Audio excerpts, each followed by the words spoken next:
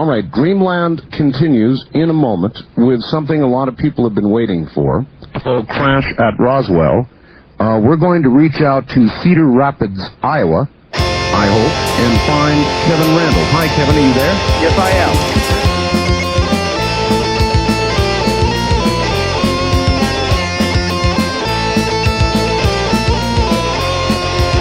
Okay, this is Rock Hard Caucus. This is the 154th episode of the show. We're recording a day late. Evan and I have broken the Sunday streak once again. It's Monday. It's July 1st. There was a big national news event the other night, and we wanted to bring in somebody who has a bit more of a national perspective. And so that's why we waited an extra day to record. So Evan and I are here, and our friend Tony is here. You may know him as the famous co-host of Speed Freak Read Speak. Tony, welcome to Rock Hard Caucus. This is your first time on the regular program. Oh, right? am I regular right now? Oh yeah. Oh shit! I didn't realize this was my big break. This is regular Hard Caucus. Wow. So I want to thank everyone for what is a huge opportunity. It's an honor to be here. Thank you. Thank you both. Yeah, thank you. No, I mean, I called him in. I was like, we need Tony on a regular episode, and now he's here. Yeah. And we also are bringing back one of our heavy hitters. Gavin Aronson is joining us. We've assembled kind of a panel tonight. Welcome back, Gavin. Thank you. Hello. So, Evan, myself, Gavin, we are representing the state of Iowa in this discussion. Tony, you're representing the rest of the United States. Okay. Yeah, we're red part state. Of that. We're red state, and Tony's blue state. Yeah. So I'm riding for Biden in this convoy here. We're going to conduct a mock debate right now, and we are rumping for Trump. Before we get into last week's debate, I did want to address something far more important. The Iowa Supreme Court has stopped blocking a 6-week abortion ban. So I don't know if that's in effect as of today, but Gavin, do you know the specifics about when that would take effect? No.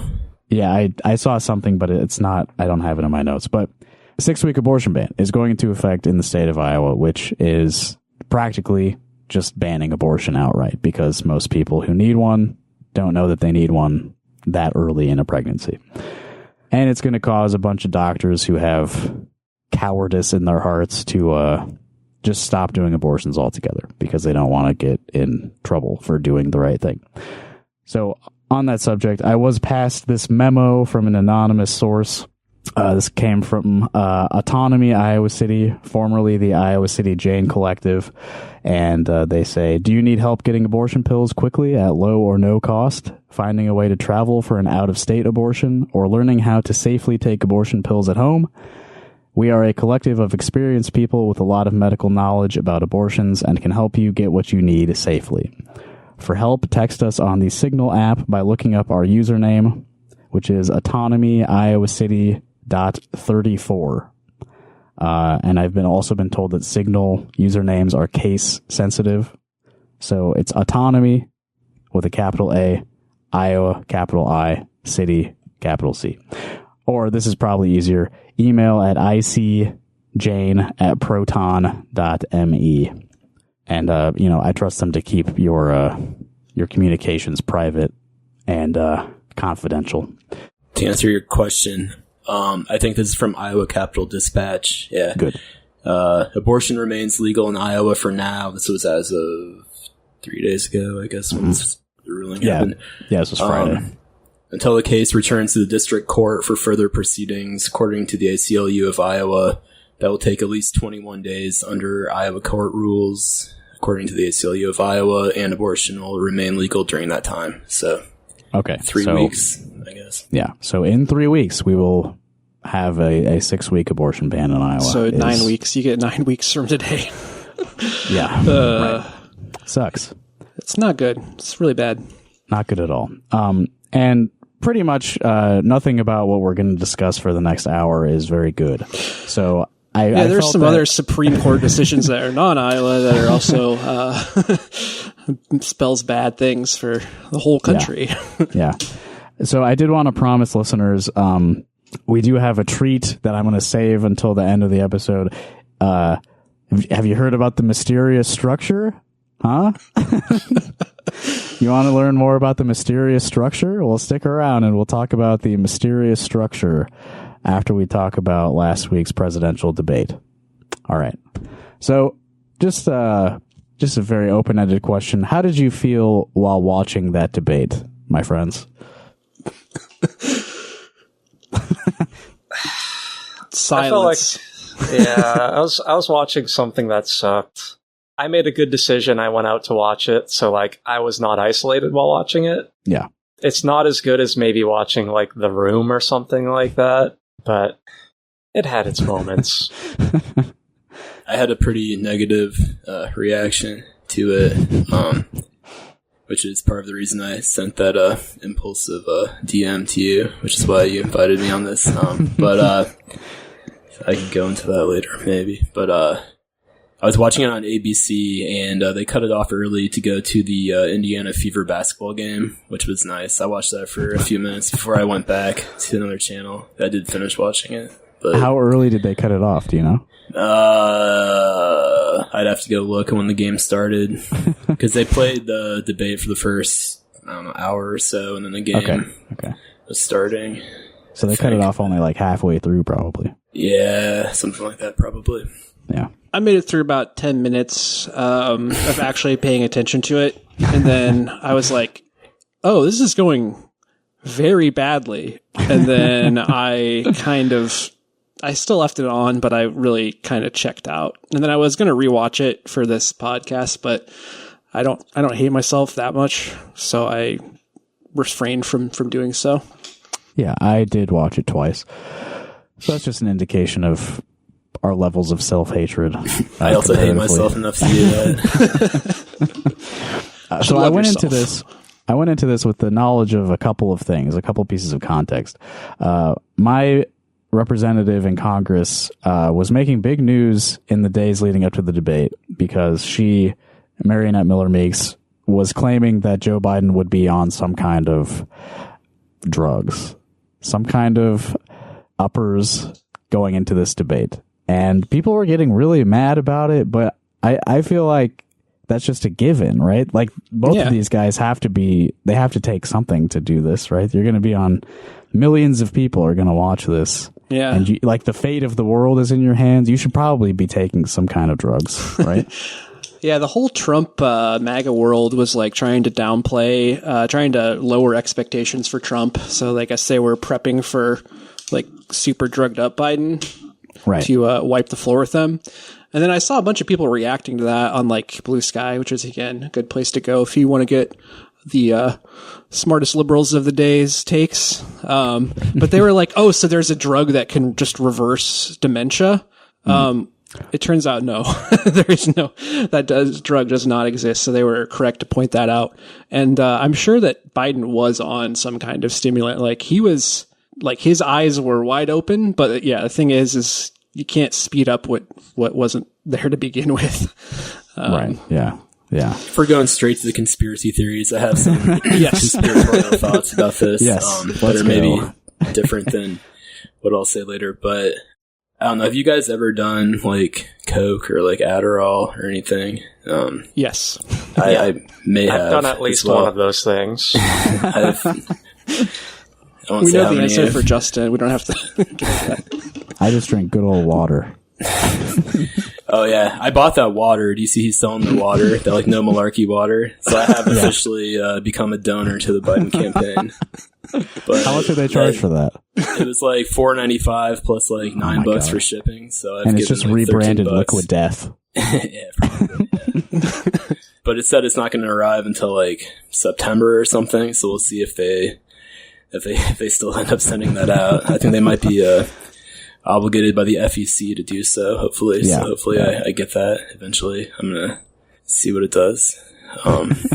But no, I mean, like, I was just going to say, like, I don't think that like an 80-year-old man doing, let's say, Adderall is going one of the side effects of Adderall is it makes it hard to talk. It gets you dry mouth. It makes you like, nah. So maybe that's a reason for his impaired speaking. It also fries your brain after a while if you stay up too long on it, which makes it harder to think, even though it is a stimulant. Yeah, sure. So yeah, I don't actually buy into the whole speed theories. I don't either. But, I think if they were going to do it, they were going to do some modafinil. You get that nice lower level. It's not amphetamine speed. Something like that's much more plausible than the cocaine, the Adderall. I think maybe that has a little more mileage with Trump because like he was sniffling all the time, and his administration has like been in the news about being basically an open drug market. Was that Ronnie Jackson or is that somebody else? Whoever they're... Did you catch that? He came up during the debate, Ronnie Jackson. Yeah. I was like pumping my fist, like, why are you talking about him, man? Yeah, is that the guy? Is that the guy who's a congressman now, or is that? Yeah, in Texas. Yeah. Okay, yeah. Mm-hmm. Oh, really? I didn't know Ronnie Jackson became a congressman. That's sick.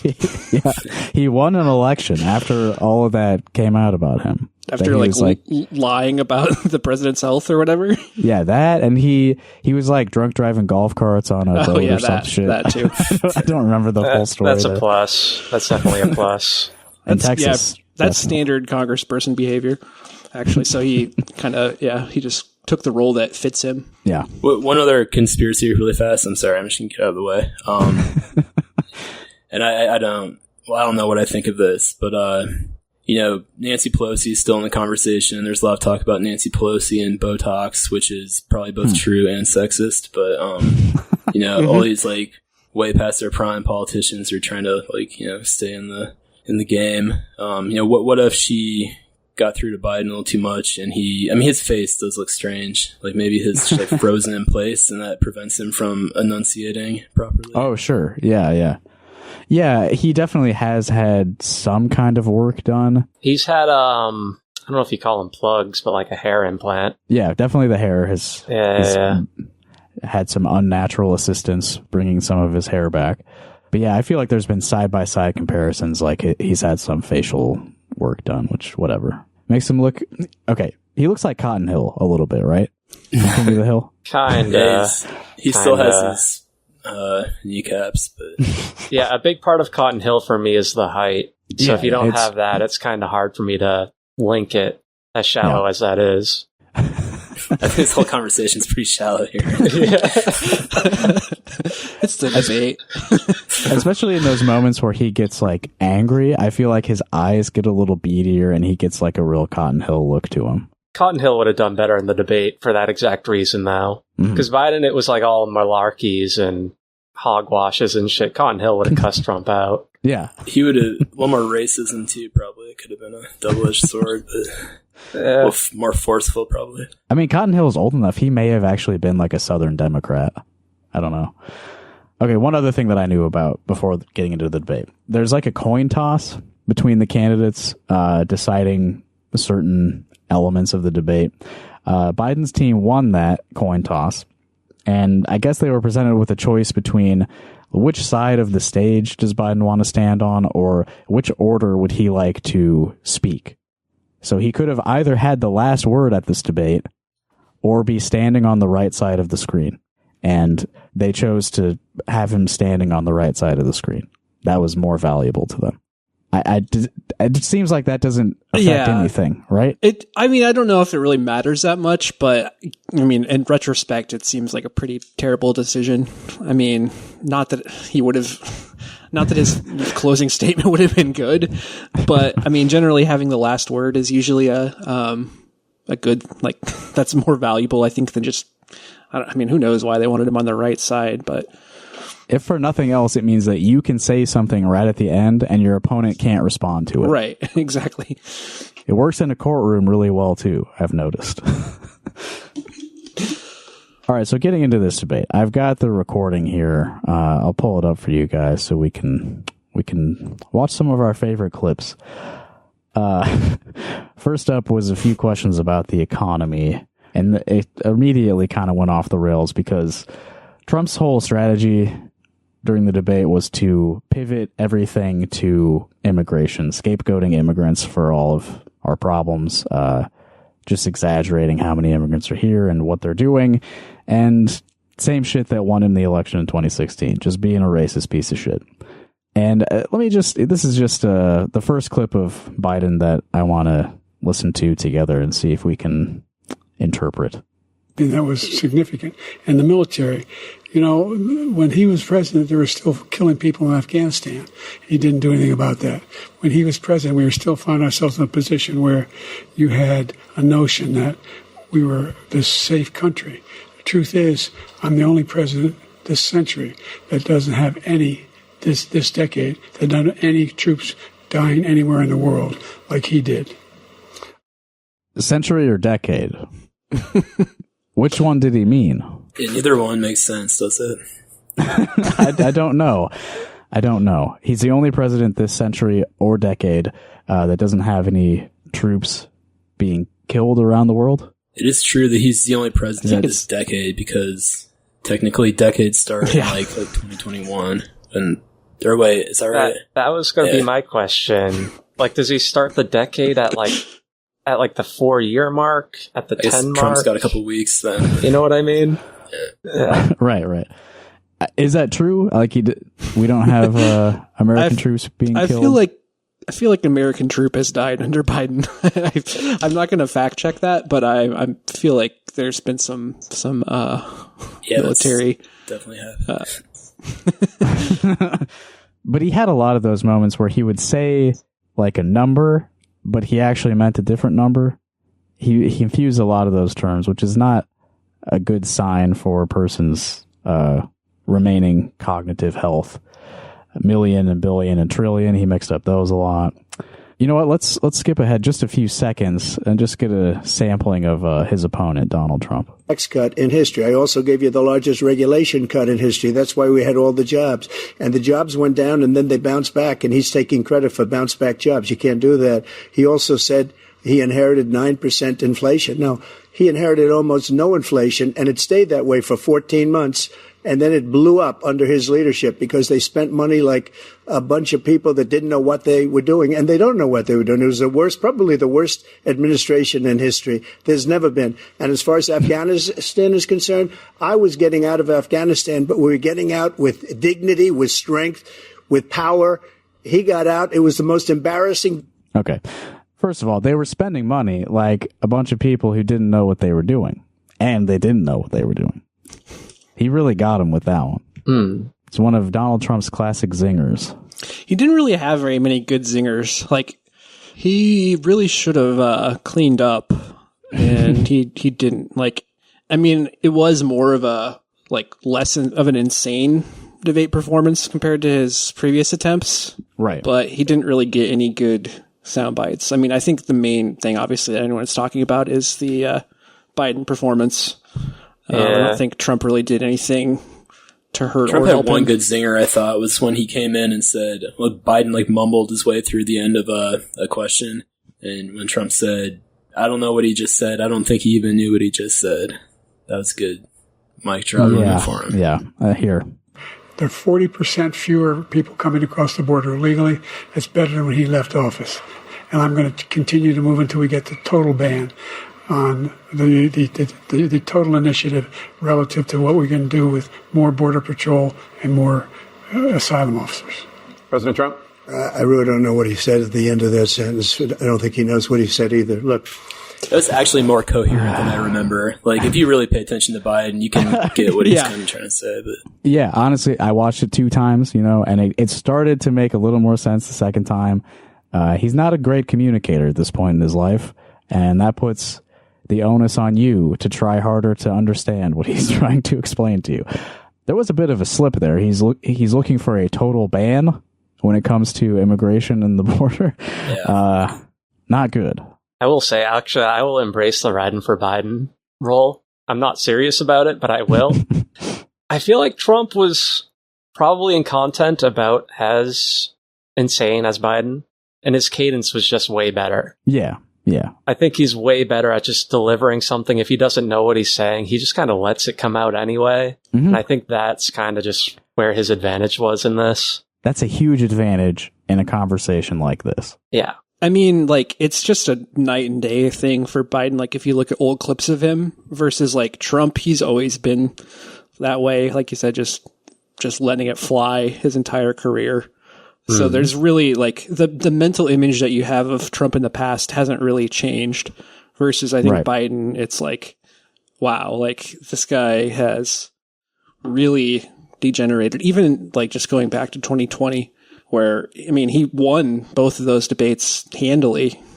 And against Trump. Yeah. Yeah, against Trump. And, like, I mean, he wasn't, like, great. He's never been a great debater, but just the image of him has, like, deteriorated so much compared to Trump, regardless of any, like, policy things. Mm-hmm. Yeah, especially if you go back to, was it 2008? I was watching just a little clip of a debate from that the other day. And, yeah, it's just, you know, it was using the 60s then, so yeah, just night and day in terms of just visual and audio presentation, you know, if nothing else. Yeah, and honestly, the times where Biden wasn't speaking were almost worse for him than when he was. Because oh my God. He was just, you know, his eyes were wide open, but he was just like, just staring down into space or like off to the left into space.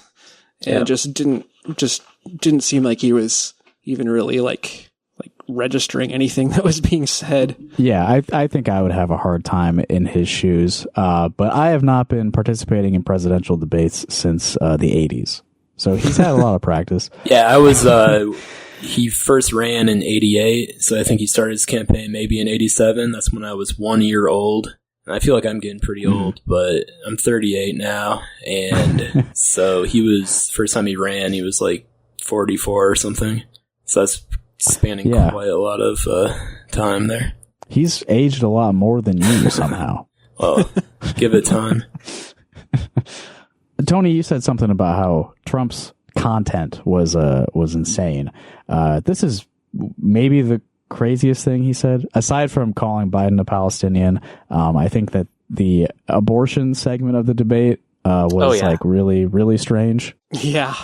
And if you look at this whole question that you're asking, complex, but not really complex. 51 years ago, you had Roe v. Wade, and everybody wanted to get it back to the states. Everybody, without exception. Democrats, Republicans, liberals, conservatives. Everybody wanted it back. Religious leaders. Religious leaders for sure, but I don't know about all the rest of those people. Everybody. All the Democrats, all the Republicans, everybody wanted Roe v. Wade overturned. And I will give Biden credit there. He did do a facial reaction that was very appropriate to what he was hearing. But unfortunately, the appropriate facial reaction was followed up by this clip here. Look, there's so many young women who have been, including a young woman who just was murdered, and he went to the funeral. The idea that she was murdered by an immigrant coming in. They talk about that, but here's the deal: there's a lot of young women who are being raped by their in-laws, by their spouses, brothers and sisters. It's just ridiculous, and they can do nothing about it. This is when ridiculous. I tuned out. This is exactly when I tuned out. Because it's like the biggest slam dunk question that Biden could have gotten, and he just fucking fumbled it so badly. And just like, he started talking multiple times about just like incest and people being molested and shit. And it's just like, I don't know why. Yeah. Like, where is this coming from? I mean, you can kind of tell what he's trying to do. He's trying to draw a connection between, Trump's demonizing immigrants, but they're a small part of the problem, and I was reading an explanation of this that made sense. But again, like, you have to understand what Joe Biden's positions are and like kind of interpret it for him based on this debate anyway.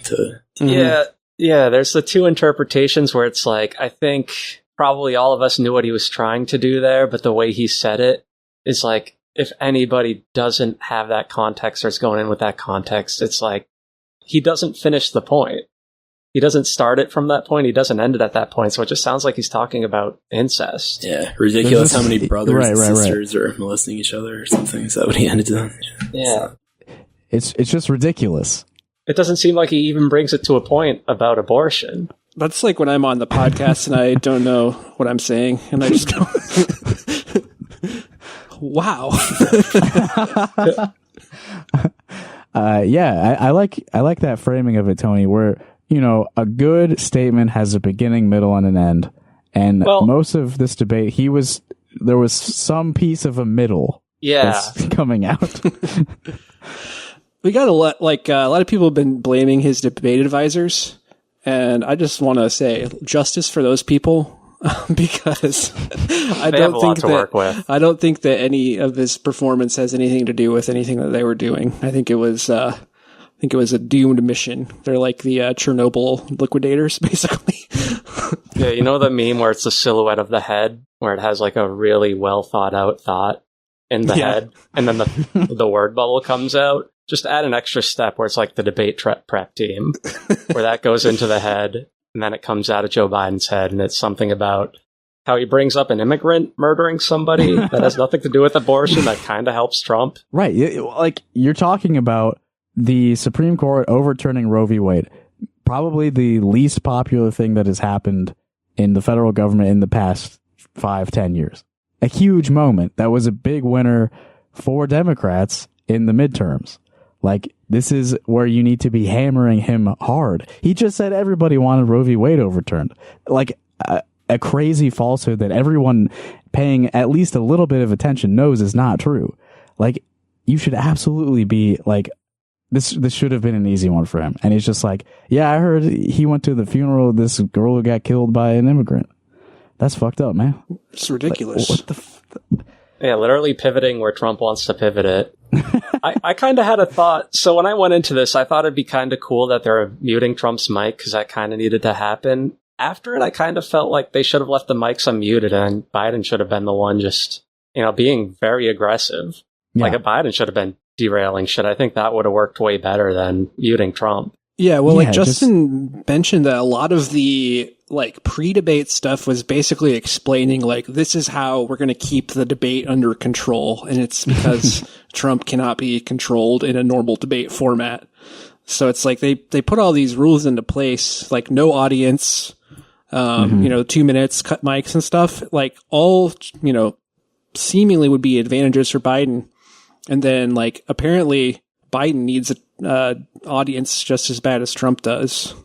Also, it doesn't really matter if Trump can't interrupt when neither of you are competent at debating. It's it would have been an advantage for anybody but Biden. Yeah, probably. Let me get this clip in here. Still on the abortion topic. In many cases, it's the opposite. But they're voting, and it's bringing it back to the vote of the people, which is what everybody wanted, including the founders, if they knew about this issue, which, frankly, they didn't. But all right, I want to pause there. When he's right, he's right. They didn't know.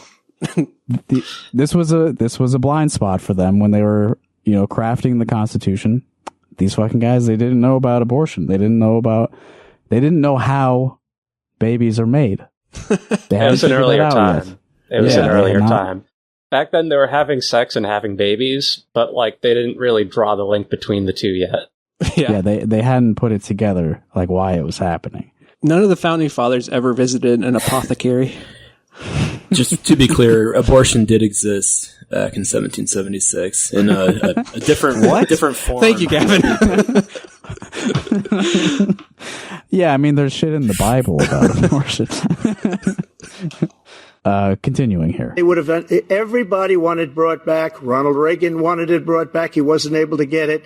Everybody wanted it brought back, and many presidents had tried to get it back. I was the one to do it. And again, this gives it the vote of the people, and that's where they wanted it. Every legal scholar wanted it that way. The point of that being that people vote on who runs their state government as opposed to we don't vote for the Supreme Court justices. Is that kind of what he's suggesting there? Yeah, I think it's just states' rights. I mean, when he says everybody wanted that, I think he just means the entire conservative movement wanted that. Yeah. The people even that he's talking to. Democrats also. Yeah. And then just for good measure, just so we're all on the same page, this is how things were working when Roe v. Wade was the law of the land, according to our president, Joe Biden. Roe v. Wade which had 3 trimesters. The first time is between the woman and the doctor. Second time is between the doctor and an extreme situation. The third time is between the doctor, between the woman and the state. So is that your understanding of how abortion worked legally prior to a couple years ago? There's 3 trimesters. It's ridiculous, man. I mean, just look at his eyes. Like, he just looks, there's nothing you can do visually about just aging. Yeah, no. Just, from a visual perspective, Trump didn't really have to do a whole lot other than just give that quizzical look every time Biden said something confusing. He really pulled that off, too. I mean, he just was just like, pretty much probably looked like half the people watching the debate. Just like... He had like a very serious, I feel like he was trying at seriousness. Like if you get a straight on shot of him a lot of the time, he's very symmetrical. A lot of straight, that kind of silhouette, except for his head. Yeah, I do think he was trying to behave. And I mean, he was saying crazy shit, but he was acting kind of normal. You know? He wasn't hamming it up. All the crazy shit he said was just kind of like because he had to talk. It wasn't like he was playing to the crowd where he kept ramping it up and ramping it up. Right. He did not bring up Hannibal Lecter, unfortunately. Or sharks. Yeah, I was hoping for sharks. I'm disappointed about that. The top of his head looks kind of symmetrical. What's going on with that like flat top look he's got going on? Yeah. A little different look for the hair. It worked for him. I mentioned the Cotton Hill thing. So here's an example of Joe Biden getting angry when he starts to look more like Cotton Hill. I went to the World War II cemetery, World War I cemetery he refused to go to. He was standing with his 4-star general, and he told me, he said, I don't want to go in there because they're a bunch of losers and suckers. My son was not a loser, was not a sucker. You're the sucker. You're the loser. That seemed to me like a prepared moment, right? We're talking about immigration, by the way. I don't know if you caught that from the content of what he was saying, but this is, in response to an immigration question. Well, neither one of them stayed on topic, I don't think. No, not at all. Not very good answers to the actual questions, which were not necessarily that good, but... No, I mean... The immigration portion, since you brought it up, let me play for you Jake Tapper's opening of this portion of the debate, which sucks. Thank you. Let's turn now to the issue of immigration and border security. President Biden, a record number of migrants have illegally crossed the southern border on your watch. Overwhelming border states and overburdening cities such as New York and Chicago, and in some cases causing real safety and security concerns. Given that, why should voters trust you to solve this crisis? Really? Immigrants are overrunning Chicago? This is the objective journalist moderator presenting the questions in a very, this is just the facts. Immigrants have taken over the whole country. Yeah, unless they're just trying to really softball it before, because they really like slow played it into the J6 question, which came halfway through the debate. So maybe they were just nervous about asking Trump that. Yeah, I don't know. I mean, 52 minutes in, I would hope that one of them maybe said maybe don't do the immigration question we had lined up as a softball because he might not hit it. Wait, was this really 2.5 hours long? This video that I have includes some pre and post debate stuff. Thank God. Yeah. No, I think it did go a little long. Yeah, the debate itself is 2 hours, but okay, that's longer than I remember. That's rough. I don't want to talk much about the Russia-Ukraine stuff, but I do think it's notable that Biden called Putin a war criminal. And then in the Israel section that followed, I don't think the name Netanyahu even came up. It was all Hamas, as far as I remember. Yeah, no, it was more talking about, how much agency Hamas has in this situation. All I remember is Biden's a bad Palestinian. Right. Biden said, well, let me pull it up. We can hear it from the man himself. This complete horseshit. To end the war, you have 2 minutes. Number one, everyone from the United Nations Security Council straight through to the G7 to the Israelis and Netanyahu himself have endorsed the plan I put forward. Which has 3 stages to it. The first stage is treat the hostages for a ceasefire. Second phase is a ceasefire with additional conditions. The third phase is the end of the war. The only one who wants the war to continue is Hamas. Okay. So he did say Netanyahu, my bad. But only in the context of saying, even Netanyahu thinks that my plan is good. Nothing about how much of this is maybe his responsibility, how much... No, they don't give a shit about how many people have died. About who agreed to that first, and then who held out for a long time, and then who isn't really abiding by the terms of any of those agreements. Yeah. I actually want to ask you guys as people who read a lot of articles too, because I was kind of mad. I don't know if I was reasonable. At some point in the moderators said thousands of Palestinians have died. And I feel like the gap between thousands and tens of thousands is a pretty significant one. Do you feel like that was an underplaying figure, or am I kind of off base with that? I think you're right. They just passed Congress passed a law basically saying that the Gaza Health Ministry can't be trusted for official figures. But yeah, I definitely think it's a way of obfuscating what the actual casualties are. Mm.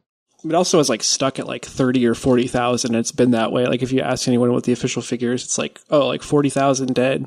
And it's no one surely could possibly know at this point. Yeah. It's gotta be higher than that. There's just not, I mean, it's impossible to know. That's how bad it is, right? I'm glad they didn't spend very much time on this. I mean, there's not really a good opportunity for Biden to differentiate himself here. Yeah, I mean, this is the defining horrible act of his presidency, and Trump's position is actually you should fucking hit the gas even harder. What are you doing, man? And Biden said there only Hamas wants the war to continue. Bullshit in itself. And then Trump said, well, that's not true. Israel wants to keep doing the war, which I was like, hey, he's acknowledging reality. And then he continues by saying, and you should let them. Let them do whatever they want. Fucking psychotic. But the most important part of this, of course, was Trump calling Biden a Palestinian. You got to ask him, as far as Israel and Hamas, Israel's the one that wants to go. He said the only one that wants to keep going is Hamas. Actually, Israel is the one, and you should let him go and let him finish the job. He doesn't want to do it. He's become like a Palestinian, but they don't like him because he's a very bad Palestinian. He's a weak one. President Biden, you have a minute. So in this moment, he's using Palestinian as an insult, calling Joe a Palestinian, but a very bad one. He's not even good at being a Palestinian. I feel like, a good person would push back on that, maybe. Yeah, maybe. Yeah. It's a thing he's been doing, too. He just called Chuck Schumer, a Palestinian, which is I guess he's saying if you sympathize with this group of people, then that makes you one or something, which is I don't think racist. Chuck Schumer's ever done. Yeah, I don't think, Biden either. But yeah, I mean, it's just racist. Yeah, of course. Yeah. Well, in this moment, Joe Biden has just been insulted by called an ethnic group that he does not belong to. What an insult. What a horrible thing to be called. I've never heard so much foolishness. Wow. Fucking masterclass of how to respond to racism. I've never heard so much foolishness. Got his ass. Well, he is trying to do the same thing as he was doing successfully 4 years earlier, which was just dismiss Trump's bullshit with dismissively. Yeah, if Trump can't interrupt, then you can't go, well, why don't you just shut up, man? Yeah, that was one of the key moments where he just told him to shut up. He should have pulled that out. Yeah. Well, I think that's why he got more intense as the debate went on. I mean, he was trying to kind of throwing shit against the wall, but going after him. You probably have clips for this, but you fucked the porn scene and say fucked, but you had sex with the porn star when your wife was pregnant. You should have just said fuck. Yeah. Yeah. I wish he did. That would have. Yeah, I think that would have been a positive thing if he just started swearing. Yeah. No president in our history has spoken like that before. Number 3, the crimes that you are still charged with, and think of all the civil penalties you have. How many billions of dollars do you owe in civil penalties for molesting a woman in public, for doing a whole range of things? Trump is nodding. Did he say how many billions of dollars you owe? He did. Yeah. That's like $500 million. Not very many billions. But this is what I'm saying. He mixed up these terms all night. He doesn't have a good grasp of the numbers, which... Well, he caught himself earlier. He said something about trillions. It was actually billions. Yeah, he said there was 1,000 trillionaires in the United States. Yeah. He caught himself there. I mean, that's a minor flub for like... that happens. Person. Yeah, I don't think that's a big deal. I have no concept of numbers that big either, so the terms would be interchangeable. It really doesn't matter. But it's just another on the huge pile of his rhetorical shortcomings the night of the debate. Anyway, Trump has been charged with molesting a woman in public even. I thought that was an interesting qualifier there. Yeah. And a whole range of things. That's what Joe said. He's been charged with a whole range of things. Of having sex with a porn star on the night while your wife was pregnant. I mean, what are you talking about? You have the morals of an alley cat. Whoa. Morals of an alley cat. I thought you said moles at first. I had to get clarification. I was like, what the fuck? But no, he's hating on alley cats, which is like, you know how many Americans own cats? This is a terrible decision. One of the most beloved creatures. I mean, not a lot of Americans own like feral cats. A lot of Americans have like feral cats that they have relations with. Like maybe they leave food out for them. Mm-hmm. Maybe they post pictures of them in the group DM every once in a while. Either way, I don't think the morals of an alley cat really is hitting very hard. So, I mean, this is like classic Biden. This is an old-timey phrase that no one knows what the fuck it means. Kind of like malarkey, but it is a real phrase. Probably. Yeah, it's some shit from like the 40s, right? I looked it up. It is. I don't remember the etymology exactly, but I Googled it like the other day after I heard it. I feel like I heard my grandma say this when I was a kid at some point. Yeah, and see, when you're fighting the perception that you're too old, I mean, you're probably not going to be able to just avoid saying like old-timey phrases that you grew up with or whatever. But I don't think that helps his case of coming across as like a geriatric man. Well, you'll be surprised to find that I've been getting fundraising emails that specifically refer to this phrase. I think he even had it in the subject line. I probably have it too somewhere. Someone thought he fucking really got him with that one. Yeah, someone at the campaign thinks they have like a really nice example of like camp with that. Mm-hmm. Nobody's buying it. Yeah, I mean, it's worked in the past, but it's still little to like work with in the context of like his performance.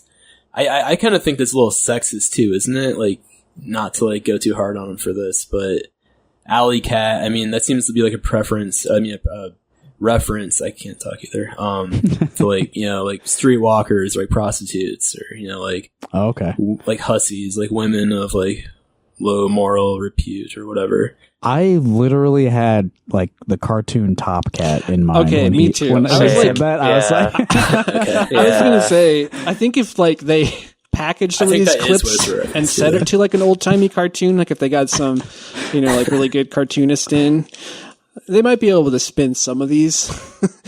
Might be kind of cool, but yeah. But I'm glad you brought that up. You should have gone on like a Zoom debate with like one of those like filters to make him look like somebody else.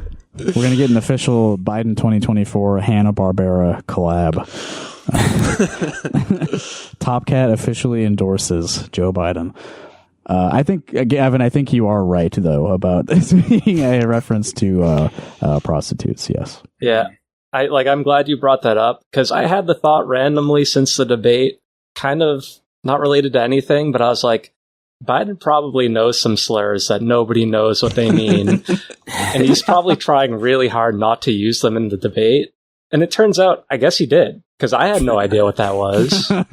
Apparently, like, 3 of us didn't, so he did, and he got away with it, as far as I know. Yeah, he was saying something sexist there for sure. Well, speaking of him, like, trying to avoid saying horrible things, I'm going to pull this one out of context, just because it's fun. I thought Hitler had some good ideas. I thought it was fucked up when he said that. I couldn't believe he said that. Like, even with Democrats kind of moving to the right, I think most of them still don't agree with that.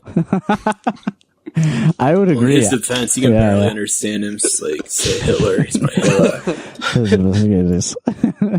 Yeah, and I mean the context is he was saying that Trump said that, but he doesn't understand that in the modern, these days of unfair podcasters, you get something like this out of context. I thought Hitler had some good ideas.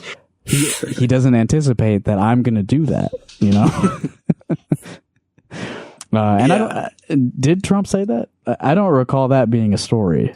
Somebody said that. I remember that being a thing in the lead up. I don't know if it was Trump. I mean, Trump's been like quoting like Hitler, arguably. He's been, saying all kinds of like fashy things.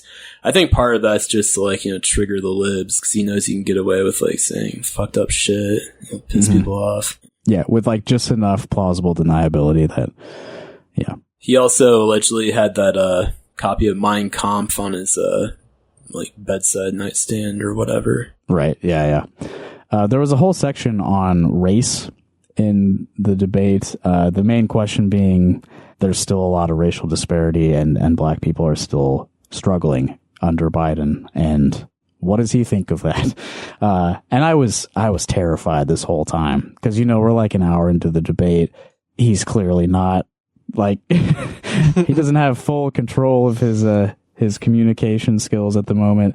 Oh God, he's just going to be talking unfiltered, talking about race stuff. This guy's going to say something horrible. But instead, Trump said this. As sure as you're sitting there, the fact is that his big kill on the black people is the millions of people that he's allowed to come in through the border. They're taking black jobs now, and it could be 18, it could be 19, and even 20 million people. They're taking black jobs, and they're taking Hispanic jobs. I don't know what the fuck he's talking about with any of that, really, but immigrants are taking black jobs, and people are not interpreting this phrase charitably in response to the debate. It seems it's racist, but it seems pretty clear what he's saying, which is that immigrants are taking jobs that black people otherwise might take, which, it is, again, like, super racist, but it's not like it's out of the line of what, he's been saying.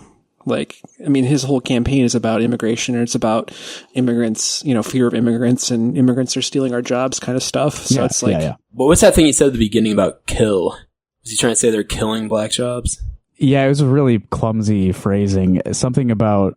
I'll let him say it again just so we can try to understand it. It was so good. All he had to do is leave it alone. He destroyed it with his Green New Scam and all this money that's being thrown out the window. A Green New Scam is not like a clever play on words at all. No, this is not a good one. It's like when What's-Her-Face says Karla Marx about Elizabeth Warren or whatever. It just sucks. Just give it up. Say like Green New Steel or something. Like that's way better. That's way better. He did do a lot of that. A lot of like just MAGA world shout outs that like any normal person would be like, it doesn't even make any MAGA sense. Now. Oh, yeah, sorry. Thank you, Gavin. Forgot about that. It's been a while since that came up. Yeah, at some point he said Brandon. I don't know if he was like calling Biden Brandon or talking about some other guy, but I had no idea what he was like, why he said Brandon. Back to what Tony said, something about Karla Marx. Is that like a Massachusetts thing that we don't know about? Sort of, but not really. It was in reference to Elizabeth Warren. It's a really, really shitty, conservative, not news anchor, basically like a vlogger. And when Elizabeth Warren was more relevant, she would call her Karla Marx, and she would keep repeating it over and over again like it was really clever. Gotcha. Yeah. And it sticks out in my mind. If only. Damn. Think of how much better Elizabeth Warren would be. Yeah. Yeah, seriously. Oh, yeah, we were playing this Trump clip to try to make sense of it here. He caused inflation. As sure as you're sitting there, the fact is that his big kill on the black people is the millions of people that he's allowed to come in through the border. He's just pivoting back to the immigration shit. He's talking about black people like they're fish or something, like the big kill. The big kill. The big kill that he's doing on them. It sucked all the oxygen out of the pond. Killed all the black people. And you'll be pleased to know that Joe Biden handled this very well also. 50 times he wants to get rid of the ACA again, and they're going to try again if they win. You find ourselves in a position where the idea that we're not doing any, we put more police on the street than any administration has. There we go. That's going to solve all of it. More cops. I don't even know why he said that. It didn't seem to have any relation to anything before. Yeah, what's that to do with the ACA? Like, he's referring to like the Republicans repeatedly trying to overturn that during like the Obama administration, but then pivoting to cops. That was maybe he's gonna like have the cops like look out for anyone trying to repeal the ACA, like on the street, whatever, pull them over. Somebody has to be out there enforcing the Affordable Care Act. Yeah. On to climate. This is just like a very. I'm playing to the audience here. You've 38 seconds left, President Trump. Will you take any action as president to slow the climate crisis? So I want absolutely immaculate clean water. We all want clean water. He said it. Me too. Yeah. Immaculate. So he's like holy water. He's like right. Oh, he should go. Yeah, he should go further with that. We're gonna have the national Pope bless all the water across the whole country. I also liked this part. Destroying all of our medical programs because the migrants coming in, they want everybody. And look, I have the biggest heart on the stage. I have the biggest heart on the stage. He's a heart. Yeah. Which might be true. He probably has no large heart. Yeah. It's I'm sure probably it's a little bit Joe's. Congested. Yeah. Yeah. That those Isn't atriums are working real hard. Enlarged heart like a symptom of stimulant abuse? It's a symptom of trying to steal Christmas. Oh, okay. Possibly both those things. Reduce the price to $35, which I was calling for, voluntarily. I made sure every company in the world, every pharmaceutical company, cannot have to pay. Thank you. And by the way, so every day. Oh my God. That's so tough to watch. Oh my God. Just the fact that he kept counting. If you look back at old debates, it's a classic thing he used to do. And it was successfully. But he kept doing that, like number one. And then one time he's like, number one. He said it twice, and he never went to number two. You can tell he's trying to go back to like the old kind of like just what he's familiar with, but he keeps like losing his train of thought. It just doesn't make sense. Yeah. How many times did you say the idea, Justin? The idea. I think it was 35. It was in the 30s. The idea comes up at least 30 times in the transcript. I didn't go through and check that was Biden every time, but I don't recall anyone else saying the idea. No, he said it a million times. The idea. Do you have those clips about the machine? Yeah, we can go on to the machine. This was talking about the opioid crisis. Seems like we've been having an opioid crisis for a long time now, right? Yep. How is there like a different stage to this? How long can something be a crisis before it evolves into something else? That's why we needed RFK Jr. on stage, because wasn't he a personal experience with opioids? I think so. So does Hunter, though. Yeah. Yeah, Joe Biden should know a lot about this, actually. So here's something Trump said about the opioid crisis. The question from Dana Bash or Jake Tapper or whoever: what would Trump do to help Americans who are addicted to opioids and struggling to get the treatment they need? Across the border, he's on the fucking border again. Every question it's always back to the border. Well, I mean, you gotta be about the border with opioids. It's just like a in this case, it does make sense for Trump. Yeah. It started to increase. We got great equipment. We bought the certain dog. That's the most incredible thing that you've ever seen, the way they can spot it.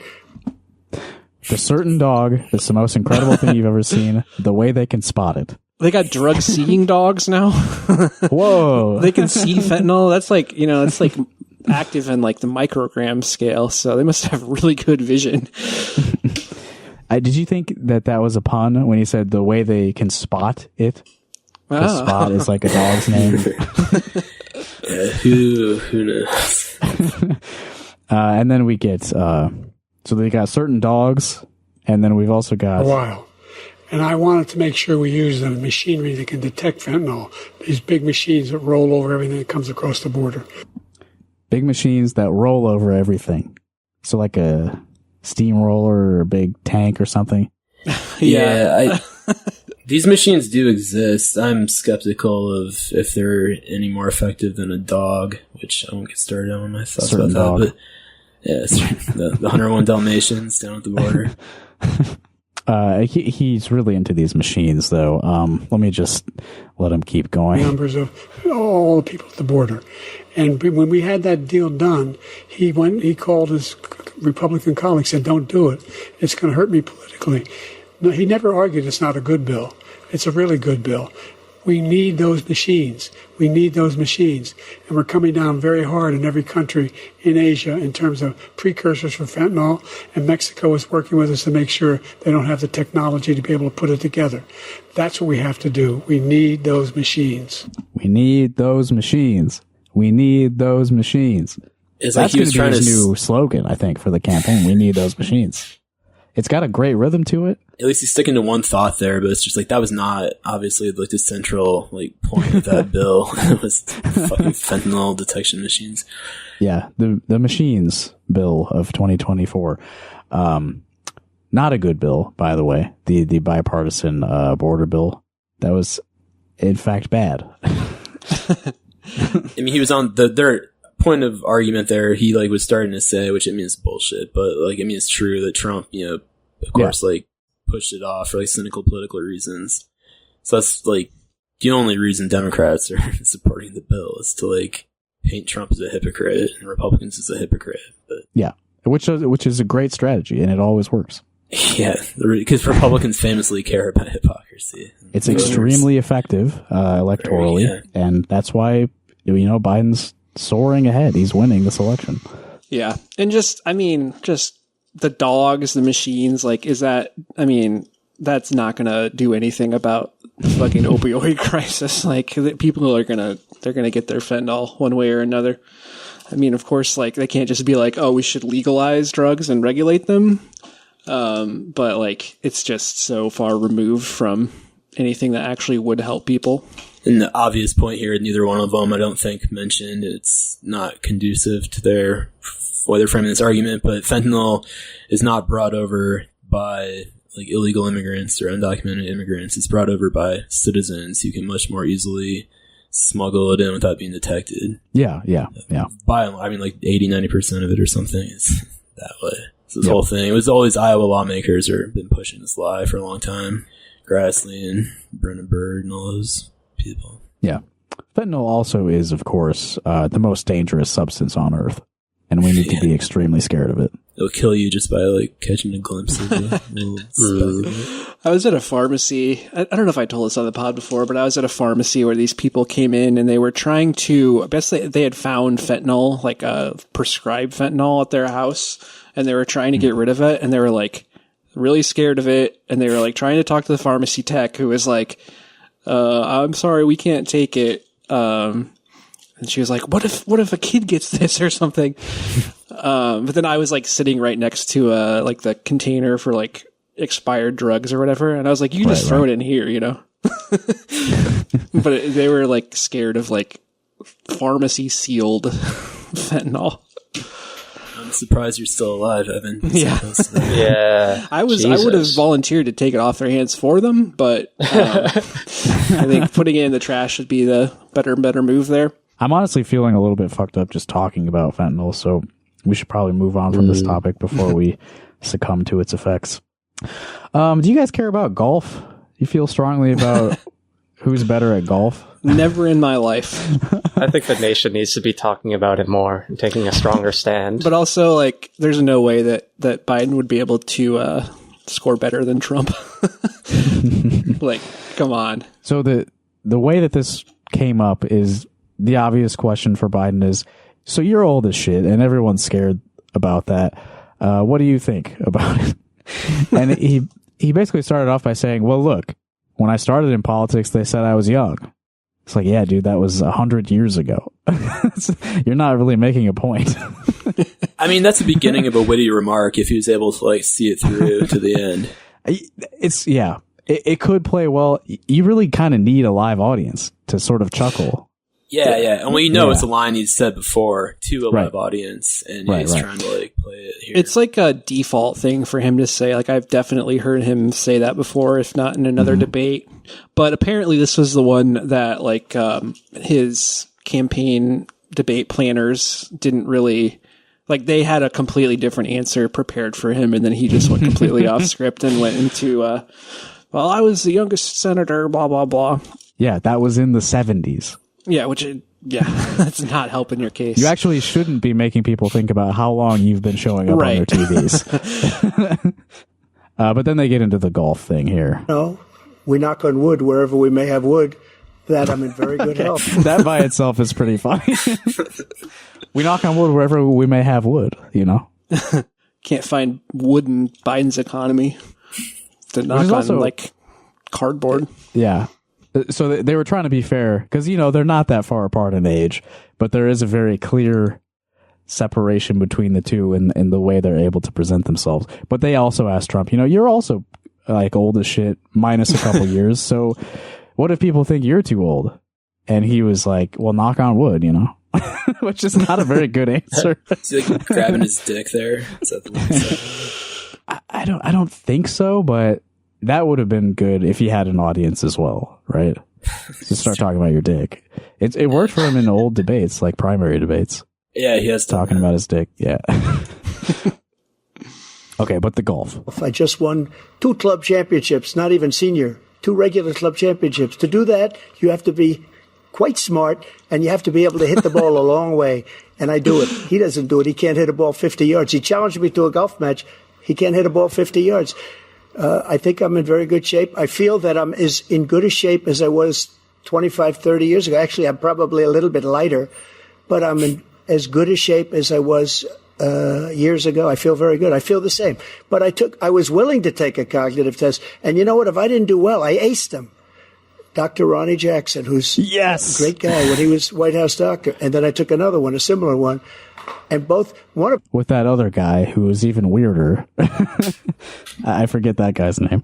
Yeah, what Trump's saying here is so disjointed too. He's just not speaking in complete sentences, but he's just so much more lively. Yeah, he's better at jumping around. He lets it fly. Yeah, and you wouldn't expect him to do anything else because that's what he always does. He just like he said, I feel the same. A lot of Democrats after the debate were like, "Oh, this is like people are going to read the transcripts and they're going to be they're going to feel totally different about it." And it's like, I don't know, I don't know about that. Who that could be persuaded is watching this full debate or reading the transcripts. Yeah, it's just going to be what are people saying about it? What are the short clips of this guy mumbling about some shit that he saw in a magazine 20 years ago? Like, I could be talking about either of these guys when I say that. Let Biden follow up here. Them said they'd never seen anybody ace him. Thank you. President Biden? You can see he is 6'5" and only 223 pounds. What? 234 pounds. Oh my God. And he's calling back to that old physical. I mean, he's going back to 2017 stuff. Back to Dr. Ronnie. Which would be a good strategy, be like, do you guys remember how crazy shit was like 8 years ago? Remember how mad you were all the time when this guy was president? Do you want to be mad again?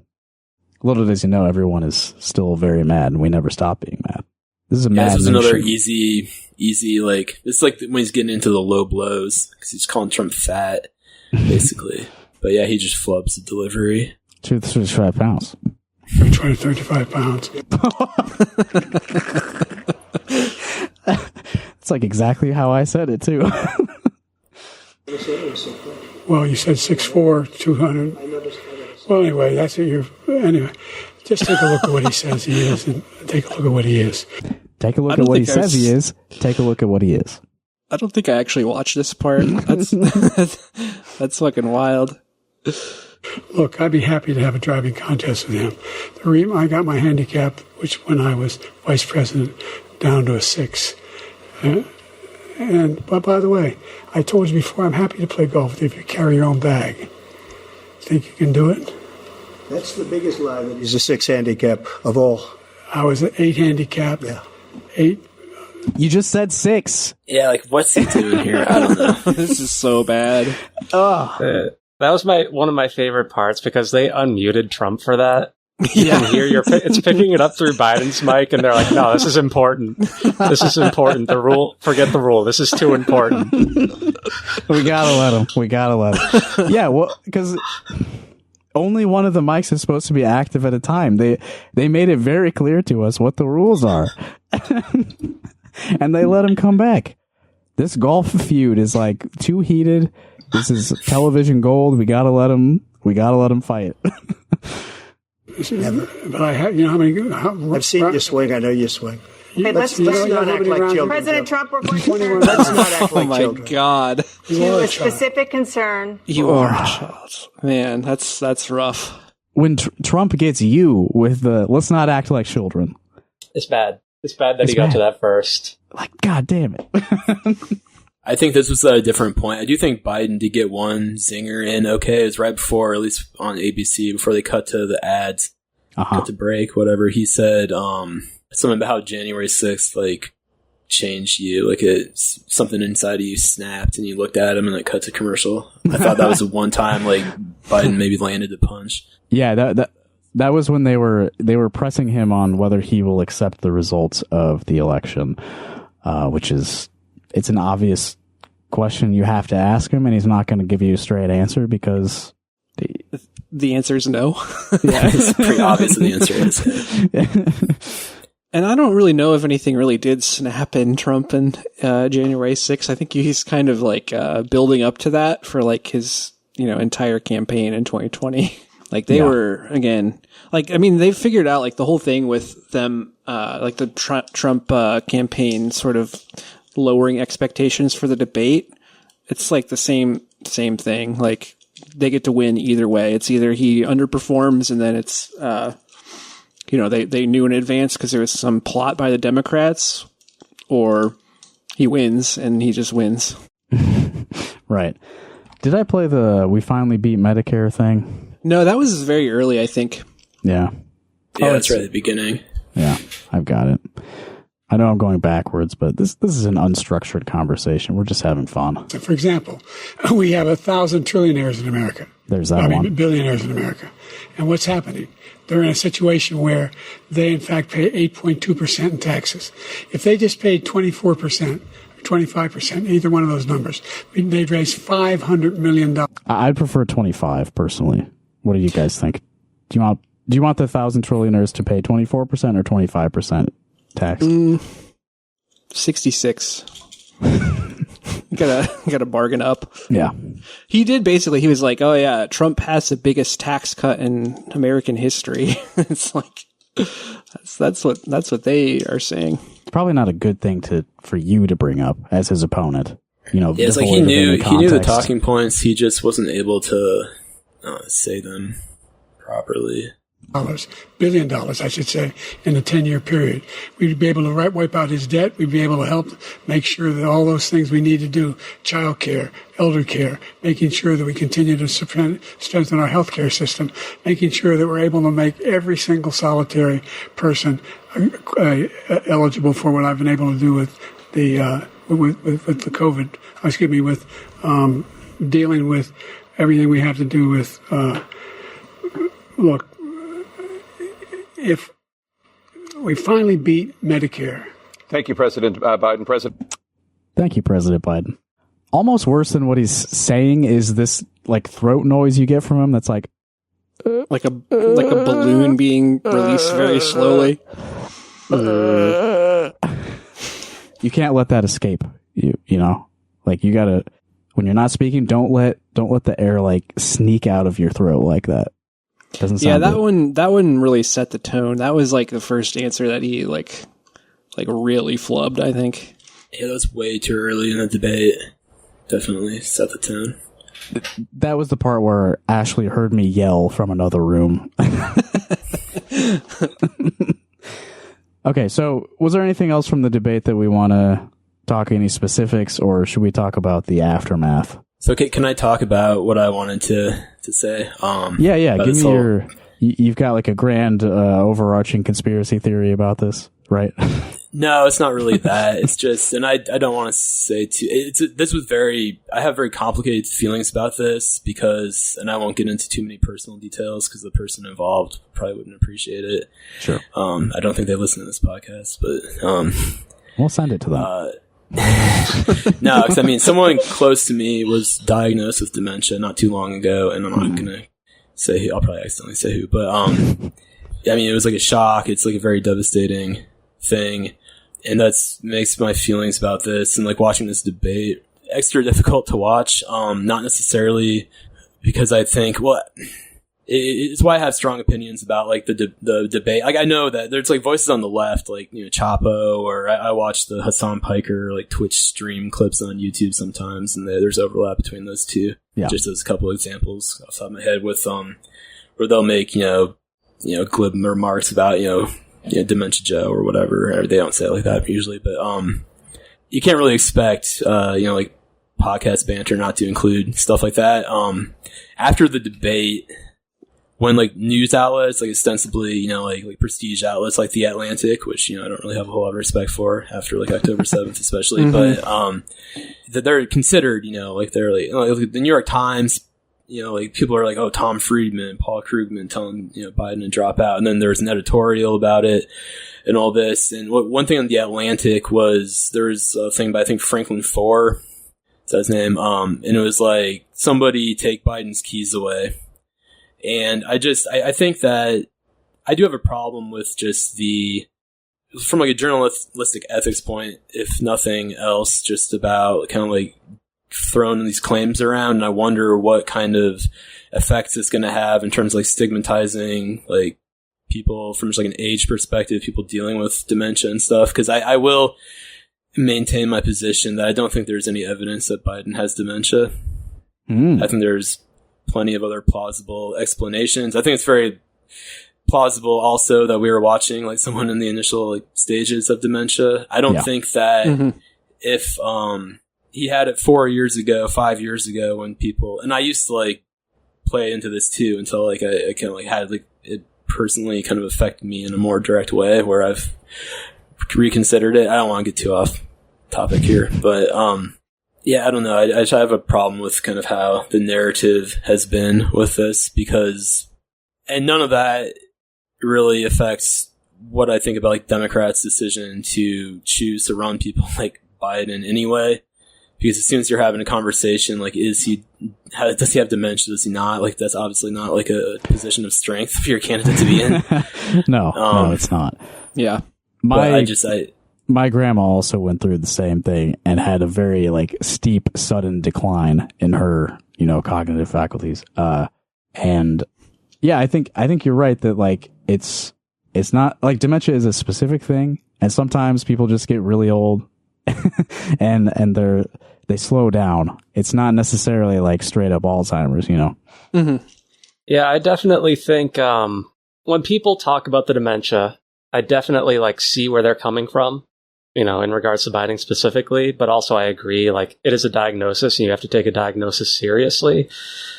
The reason I don't take the debate seriously in light of it just kind of, for lack of a better term, sucking, like Biden just kind of sucked in his performance and Trump was about the same because he always kind of sucks, but it works for him. He's like a shitty candidate for so many good reasons to like dislike someone. And even if he did have dementia, I mean, okay, Joe Biden is exceptionally Zionistic for a Democrat. I think probably in that regard, he's worse than anybody else. But as far as like whether or not he has dementia, that's the last thing I worry about with him. So the fact that, again, like you said, you have major news outlets that are already so worried about it. It's like, one, why are you bringing this up now when you were trying to dismiss it so much before? Like all the same stuff was there before. But two, like out of all the shit you're picking up on, why is it that? Yeah, like in the 2020 primary debates when Julian Castro pretty politely brought up, this guy's like really old and can't really communicate. He was like lambasted in the press. Like, and now it seems like suddenly like a dam is broken and they're allowed to just say whatever they want about it. Yeah. I mean, to me, this speaks of just like how ineffectual Democrats are and how they are just afraid of their own shadow. They can't ever take a fucking like solid stance on anything. They will like freak out at the first sign of like, I mean, there's a reason why Republicans mock them with like the Trump derangement syndrome stuff, which I mean, Trump's a horrible person. Like, I'm not going to like get on board with that completely or anything, but yeah, I mean, like, Biden is your candidate. It's 5 months out from the fucking election. Like, do you see that Time Magazine interview from last month? I think it was Time Magazine. I mean, he was like all over the place. Like, his thoughts there. Right. I mean, I was just watching a part of the Howard Stern interview, which I thought was really funny. Maybe that has something to do with why the New York Times wrote that editorial telling him to drop out. Maybe they were butthurt still that he refused to give them an interview and wanted Howard Stern instead. But I mean, he's just like you can tell like how he presents himself. Like, he can still speak. He also like has a tendency of like telling a lot of old stories, which maybe is not a argument like to what I'm trying to say, because memory recall of like old past events is easier when you get older than like, your short-term memory with new things.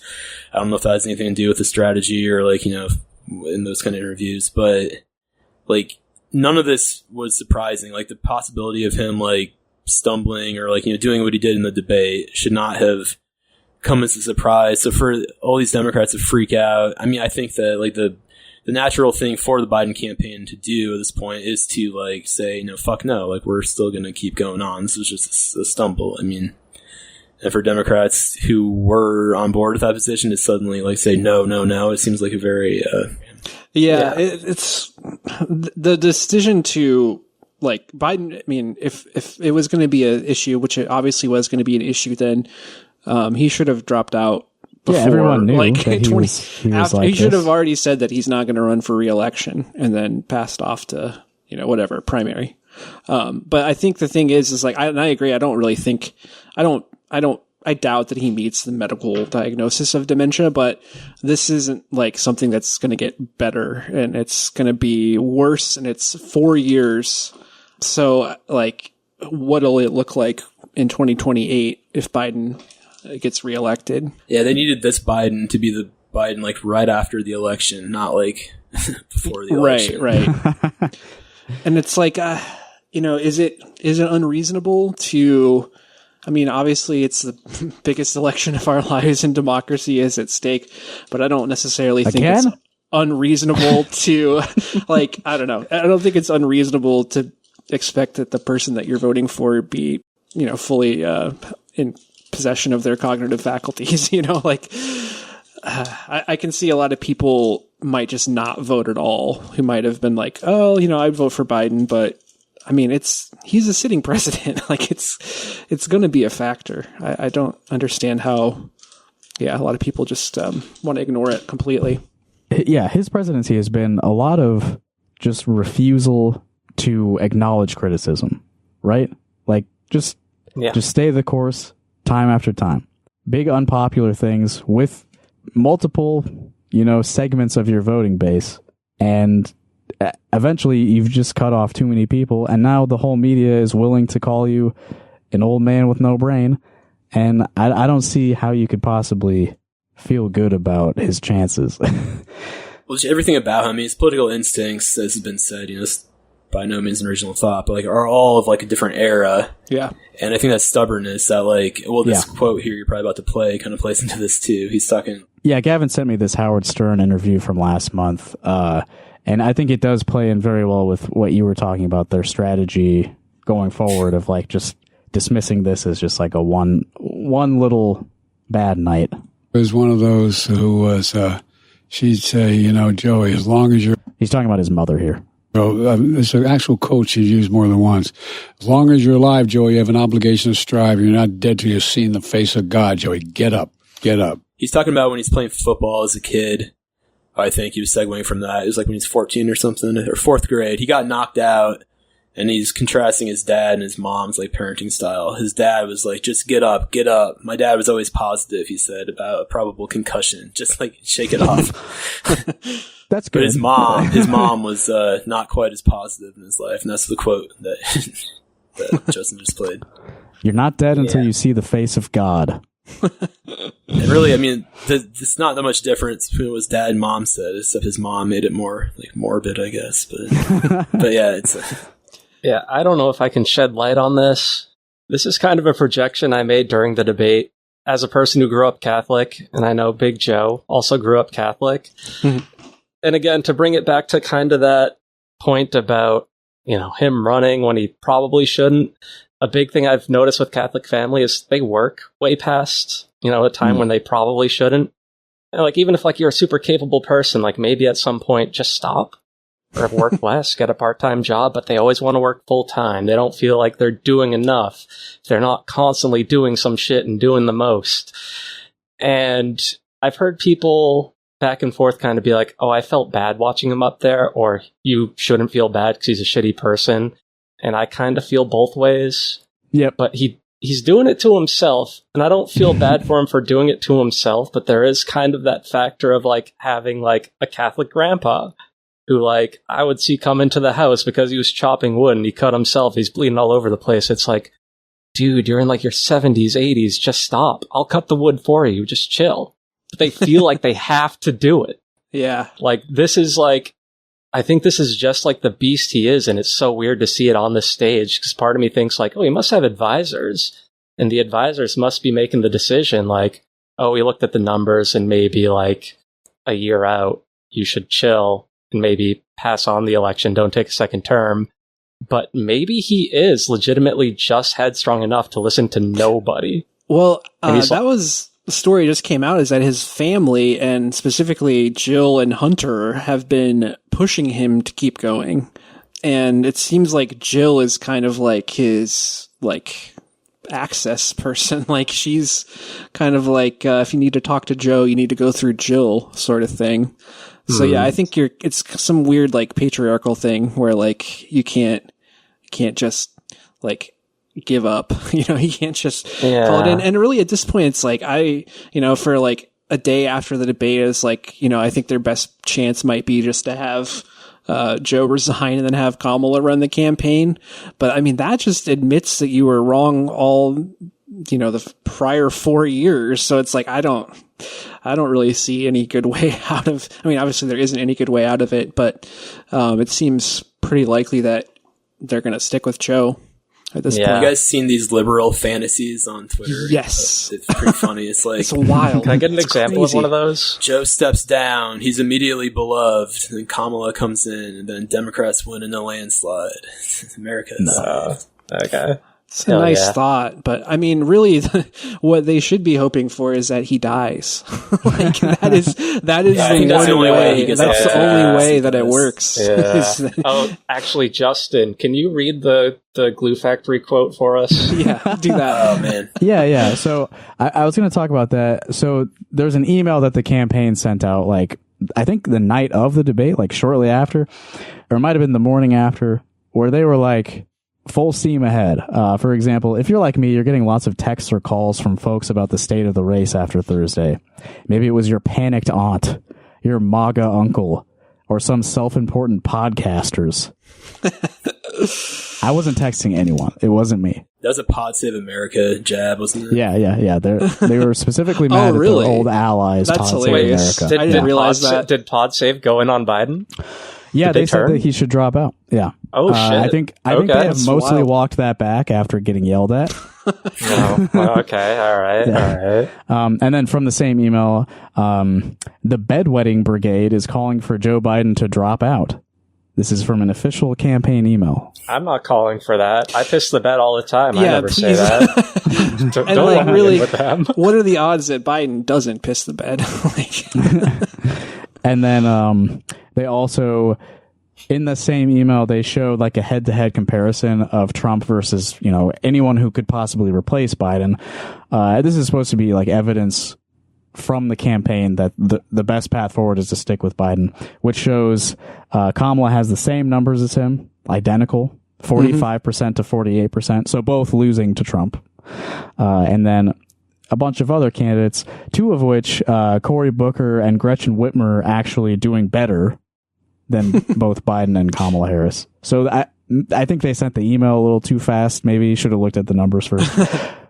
But this is in the context of lots of we talked about the media, just switching and suddenly it's okay to talk about this now. But even Democratic donors, this one spoke to CNN anonymously. I don't think Biden is going anywhere, the donor told CNN. This is the old horse we've got, and we need to ride him till he's ready for the glue factory. That is just shockingly tone deaf. This is a pro-Biden statement here from the donor. Why keep him in? That's what makes it so hard, is because I've worked with a lot of old people who should not have been working, and it's this is what we do in the U.S., and it doesn't even even if you're the president, you don't escape that. We got a use for you. We're going to use you into the ground. It's fuck. It's all right. Not necessarily a guy I sympathize with, but it's still fucked that we're doing this. Yeah. Even the most powerful man in the world, we will ride him straight into the glue factory. I think if Biden does, step down, then really the only pro-democracy thing to do would be to give it to the second place primary finisher. So I think Dean Phillips might be the man for the job. Bill Ackman would be thrilled. Is that right? How many uncommitted delegates are there? Oh, that's true. Yeah, we're going to have uncommitted as the number one. I think uncommitted is the number two vote getter. Now that you mention it. Yeah. What do you guys think? Have you seen that doctrine, the Supreme Court ruling today that supposedly, says that presidents can do anything they want? Yeah. It's not exactly partial, what it said, but partial immunity that's exactly for what it says. Crimes committed in the act of service or some shit. So you see that Dr. New York Times editorial where it's no longer Biden should drop out, for the good of the country, Biden should drone strike Trump? Oh, no, I haven't seen that one. I was thinking SEAL Team 6. Yeah. Well, so I was talking to someone about this because as soon as I saw it, Sotomayor released the opinion, and it was if a president wants to send SEAL Team 6 to assassinate a political rival, they can do that. And I was like, Joe's still in there. Joe, you can do it. This is Sotomayor telling you, you still have a chance. But I guess official act is defined by the Supreme Court. So, even if Joe tries to use it, Supreme Court will probably look at it and be nah, we don't like it, so it's not official. Yeah. But that would be after the fact, right? And death is permanent, so the Supreme Court... it's still coming. That's true. Personally, I think Joe should still do it. Even if this hadn't passed, Joe should do that. Yeah, why not? Yeah, but, this isn't about me. Why not? I saw a bunch of people on Blue Sky who were doing the same thing, why, but they were serious about it. And it's I think the party that has made it very clear that they're not ever going to say anything bad about the institutions in this country is really, they're not, it's not happening. There's so much weird wish, casting in the liberal side of I saw another thing too. They're Michael Tay Sweeney or whatever on Blue Sky is Biden should be out here campaigning as much as he can. So in order to make people forget the debate, he needs to go on every media appearance he possibly can to get out in front of voters as much.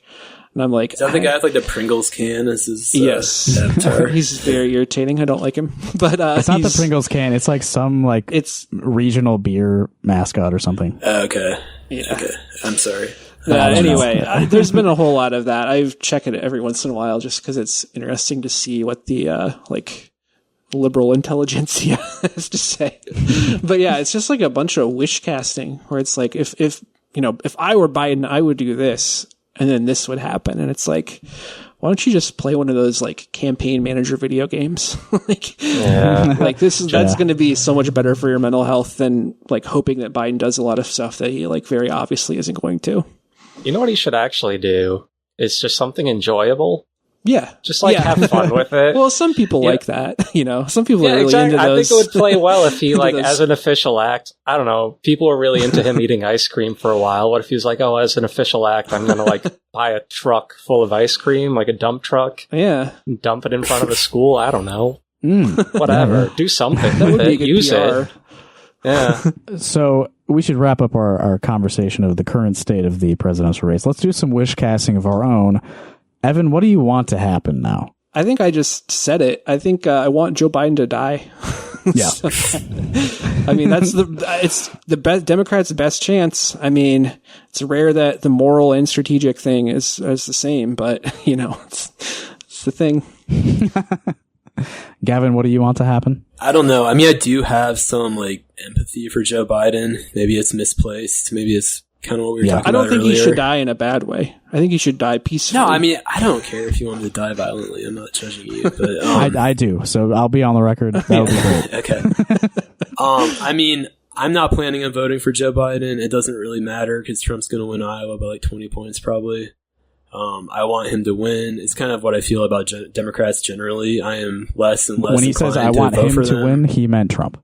I do not want Trump to win, but I am curious, do you think things would get way worse with Trump, this Project 2025, with his, supposedly, increasing embrace of fascism and his political retribution threats? Or do you think he'd be in there for, shitty years and then the Democrat would get back in? I don't know. It's impossible to predict. But. Yeah, I think we're only on a downward trajectory from here. Project 2025 is it seems to be kind of the same shit that Republicans have had as their long-term project for a long time, right? But we also, it seems like we got suddenly a lot worse in one day with the recent Supreme Court decisions, right? So we are on a steep decline, it feels like right now. Yeah, I mean, it's going to be that way regardless of who wins this race, right? Yeah. Our problems are a lot bigger than just the election. Oh, one thing I was going to say really quick is that I think I maybe already kind of hinted at this earlier if I didn't say it outright, but just this idea that after one debate, Biden is done for. I don't think that's the case at all. I mean, obviously this hurts him, possibly fatally, but he's running against Trump. I mean, people hate Trump too. Trump is a fucking psycho who's he's a convicted felon. Whatever you think of that, he has a ton of baggage too, so that doesn't just immediately evaporate. People knew that Biden is old as hell, can barely talk sometimes. So I think that any snap reaction is, obviously should always be taken with a grain of salt. But yeah, I mean, I think obviously they're being emboldened by the Supreme Court, the conservative movement, to continue more degrading of institutions and law breaking and doing whatever they can get away with, basically. But from my perspective, I've always kind of felt this way: is I don't really feel any more or less safe with a Democrat or Republican in office as long as they are constructed as they currently are. So, long term, obviously, I would prefer obviously for Biden to win. I might vote for Biden. I'm not gonna. Boo. I don't know. Yeah, whatever. Whatever. I mean, I don't like him, but I don't treat my vote as a personal endorsement. Anyway, but yeah, I don't really feel long term that, like you said, it's going in a negative direction either way. And I don't think that, even if Biden were to win another 4 years, there's no guarantee of what happens after that anyway. And it's not likely to be good either. Tony, dump truck full of ice cream. Any other wish casting from you? Okay, yeah, so I will upgrade that point, but I'll start with a serious answer first since we're doing that. Well, it's up to you. I'm going to do both because I'm greedy. All right, cool. I do want Biden to win. I think he'd be better. Still going to suck. I hate America. I've always hated America. I kind of wish I didn't just say that, but you can leave it in there. I hate America. I know, I'm in good company. Anyway, I'm probably going to vote for him. I usually vote up ballot. I've always voted for a Democratic president. I don't care. I'm voting on the issues anyway. I throw it in there. And again, kind of like Gavin said, in the reverse direction, he's going to win my district anyway. I live in Boston. But it's going to suck under Trump, both from, a legislation perspective and a personal perspective, because towards the end of Trump's presidency, I was not having fun. I fucking hated it. I was sick of hearing about him. And even we're on a trajectory downwards no matter what. I'll slow it down because I'm not going to live forever. So I'll try to make it as good as possible for myself and everyone around me.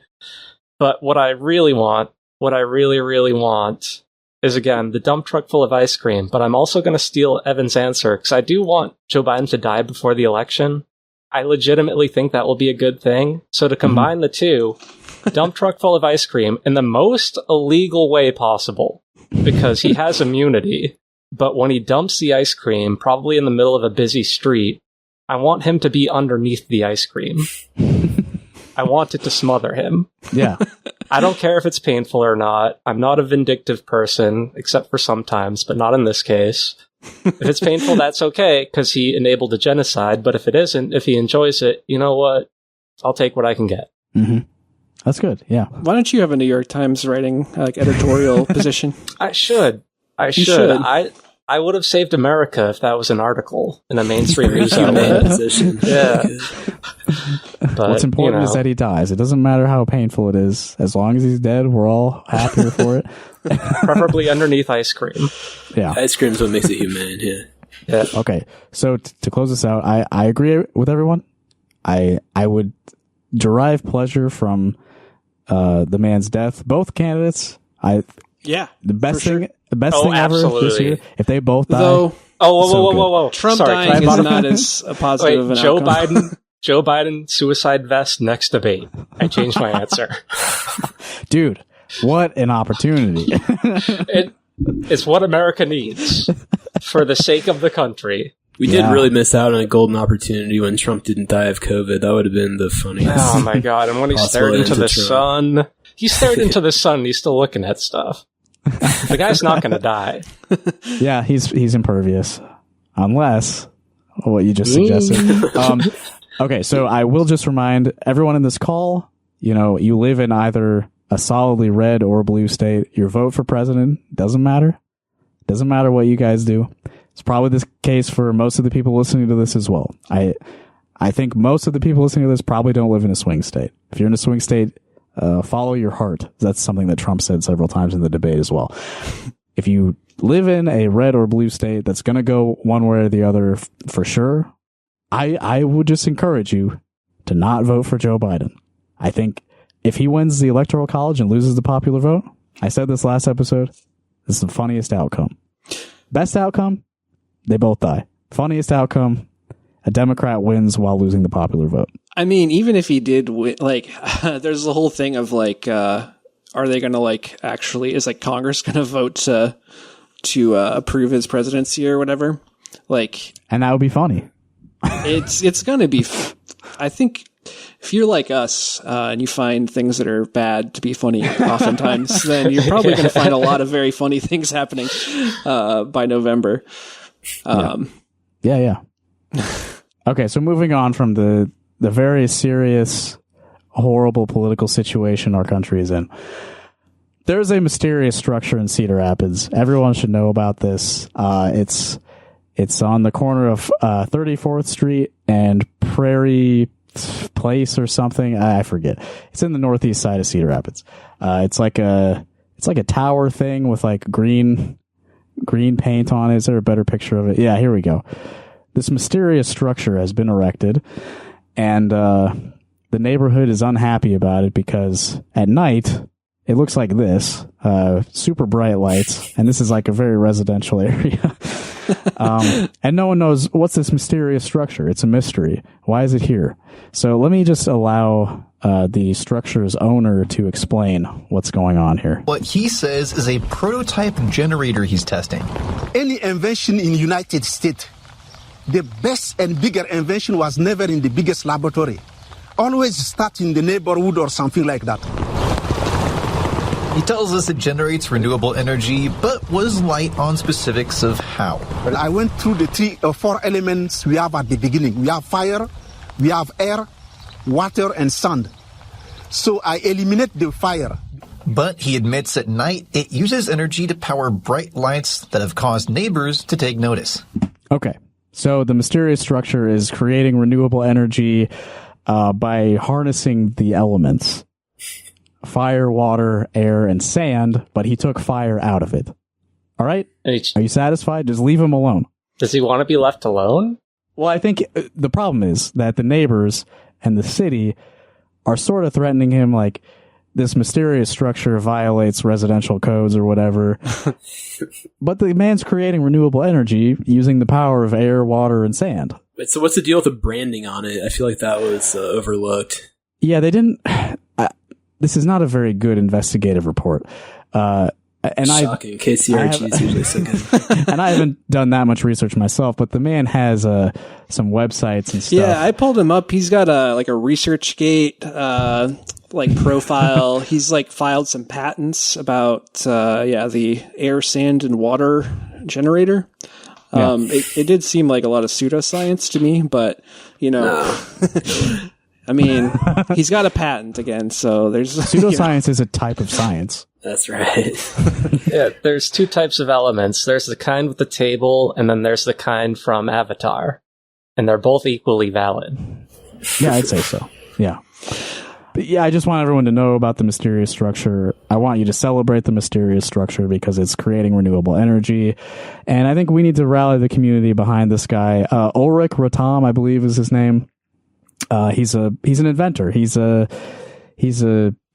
figure to respect and admire because he's going to solve the energy crisis with his. What's there even structure. on that thing that makes it glow that much? There's no lights or anything. Is it covered in LEDs? Yeah. What is happening? I think it's the big white strips. It's just LEDs. Okay. But yeah, you'd think maybe take the energy for the LEDs and just charge your battery up with it. You didn't really need to make it a big nuisance to all your neighbors. There's plenty of other ways to utilize and store energy. So I think, the tower is cool. I think it's cool. Should probably keep it, but maybe turn off the lights or at least turn them down. No. If I lived next to him, sure, I'd say that, but this is, several thousands, at least 1,000 miles away. I don't know. A million, a billion, trillion. Excuse me. Something like that. 100. It's a strillion miles away, and I support every aspect of it in that context. He's trying to put Cedar Rapids on the map.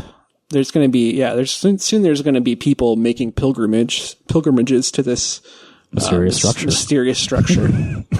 Yeah, Mecca's too hot. This is the new one. Yeah. Okay. Well, I think we should. We've been going long, so we should probably end the show now. If you want to call us, share your thoughts on the mysterious structure. Positive thoughts only, please. 319-849-8733 is the number. If you'd like to mail us your literature about your mysterious structure, P.O. Box 5336 in Coralville, Iowa, 52241.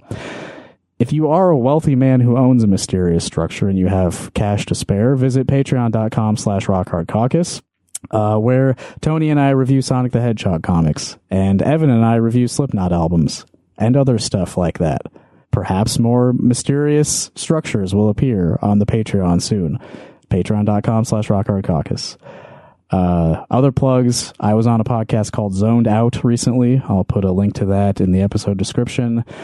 I'll be playing a show at Purgatory on July 12th with a project called Angle Grinder. And also, I recently organized all of my files. I archived all of the radio work of my friend Hannah Colton, who died in 2020. I've preserved all that at justinkcomer.com/HMC radio. It's 400 something audio files. So if you were a friend of Hannah's as well and you want to just explore hours and hours of her radio work, that's now on my website. Anyone else have any plugs you'd like to get out there? I kind of took control there. Definitely check out the Hannah Colton Radio Archive. There's the Autonomy Iowa City thing that you mentioned earlier, but then there's also the... go back to the beginning of the episode and listen to that again. Iowa Abortion Access Fund. It's another big one I've been donating for a while, kind of anticipating this decision. Yep. Just wanted to throw that one out there too. Absolutely. I'll link to that in the episode description too. And now we're going to close out with some music, and I don't know what it's going to be. Thank you, Tony. Thank you, Gavin. I appreciate your insight into the nation's doom. Yeah. Thank you. Well, thank you, guys. Good to be here. Yeah, all right, thanks for inviting me on. Thanks for listening, everybody. This has been Rock Hard Caucus. Do your best. We love you. This is a certified hood classic. Ay, ay, ay, ay, Dios mío. Ay, ay, ay, ay, Dios mío. Ay, Dios mío. Ay, Dios mío. I might vote for Donald Trump just to say I did it. I might blindly follow a group of friends full of bigots. Y'all don't know my aiming. I got the vision like that's a raven. Gangsters don't die, they get fat and move to Miami. I am he, throw it my way. INT, everything straight like INTs. In the back of the bell, burning my degree. At Unimar, yelling fuck Bernie. Up early, cup dirty, couple 30s, boy, the way that's right. Mixed with the lean, so pretty. Show my tolerance, no mercy. I just popped 20 Zans, so the Caucus wouldn't find them. Back up to the water drugs, like where's Auto, wrote it down. Gonzo no, si I chancho, mano, damn, bro, de plano. Ferragamo, llama sitting on chocolate. In a Fanta, oh my Lanta. Damn, son, where'd you find this? I might just vote for Donald Trump just because it's legal. I just probably wouldn't do it, Oprah. I probably wouldn't, but you know, I do get tired of seeing what's happening with this country, and if it got so bad, I would never want to rule it out totally, because I really am tired of seeing what's happening with this country, how we're really making other people live like kings, and we're not.